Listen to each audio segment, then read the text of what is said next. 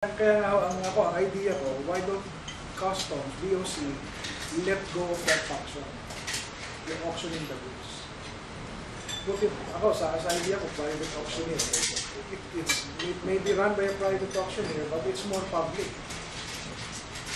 Sir, for perspective sake, ano yung top 10 smuggled items now from your based on value? Number 1, oil ba? Based on value, oil is yung kotse na agricultural products.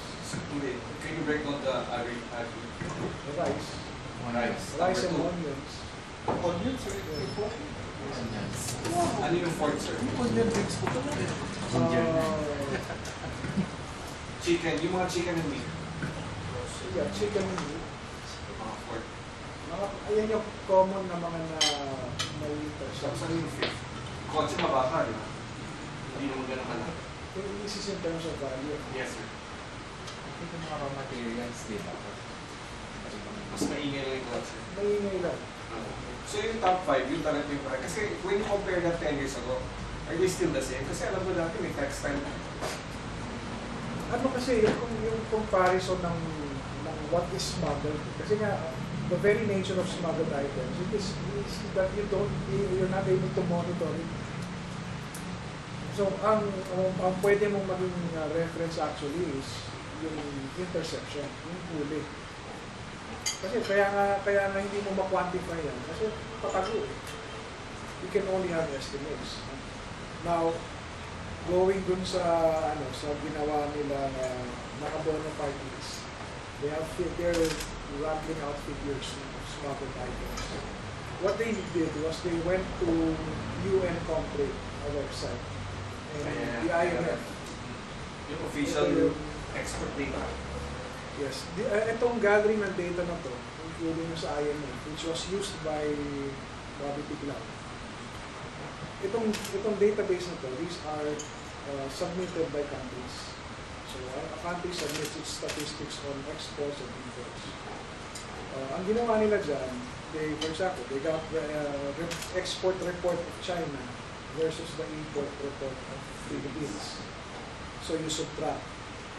Yung kanilang resulta, yun ang sinabing smuggled. Now, it sounds logical, but go to the disclaimer of these databases. There, they will explain that there are really differences in the data submitted by different countries.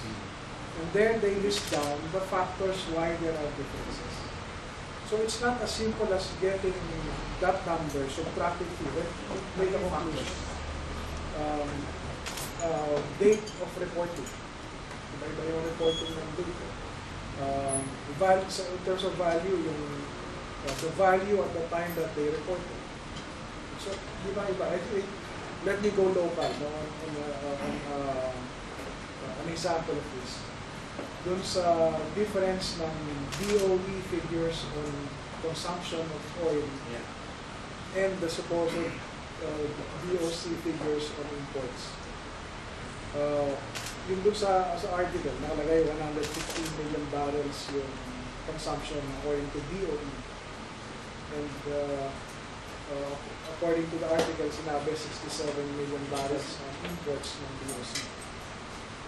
Well, first, let me correct that. No? Kasi nung pina-retrieve ko yung data from our E2M system, in 2011, our record of importation is not 67 million barrels. It's 140 million barrels. 140 per year.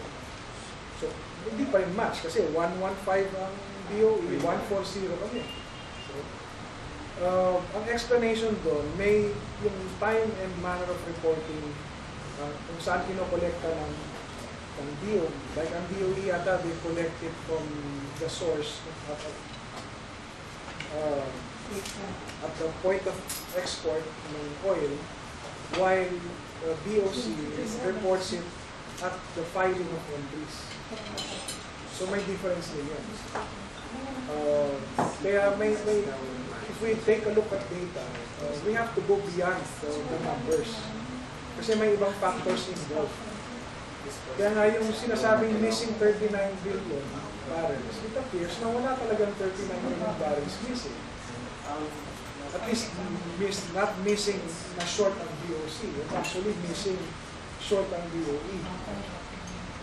That's data that we have in the DOC. Sila yung kulang.